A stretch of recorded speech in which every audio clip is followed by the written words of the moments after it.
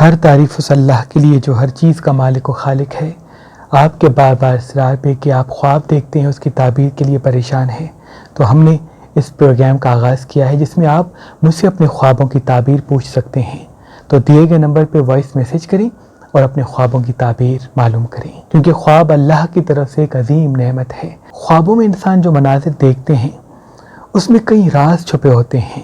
شاہ شمس تبریز نے فرمایا کہ اگر انسان اپنے خوابوں کی تعبیر معلوم کر لے تو کافی مصیبتوں سے انسان بچ سکتا ہے۔ مجھے امید ہے اس پروگرام کو آپ پسند بھی کریں گے اور اپنے خواب ہم سے پوچھ کے تعبیر سن کے اپنی زندگی کے فیصلے صحیح کر پائیں گے۔ اس کے علاوہ کسی بھی پریشانی کے حوالے سے کوئی مسئلہ پوچھنا چاہتے ہیں کہ اہل بیت نے، مولا علی علیہ السلام نے، امام جعفر صادق علیہ السلام نے یا شاہ شمس تبریز نے کس کس پریشانی کے لیے کون سی دعا پڑھنے کے لیے فرمایا ہے، تو وہ بھی آپ پوچھ سکتے ہیں۔ شادی میں بندش ہے یا کوئی دعا جو بار بار مانگتے ہیں پوری نہیں ہوتی، یا کوئی دوست جس کی وجہ سے آپ پریشان ہیں، تو کوئی بھی سوال آپ وائس میسج کے توسط سے دیے گئے نمبر پہ آپ سینڈ کریں اور اپنے خوابوں کی تعبیر یا کسی بھی پریشانی کے حوالے سے کوئی سوال پوچھ سکتے ہیں۔ السلام علیکم، میں نورین UK سے بات کر رہی ہوں۔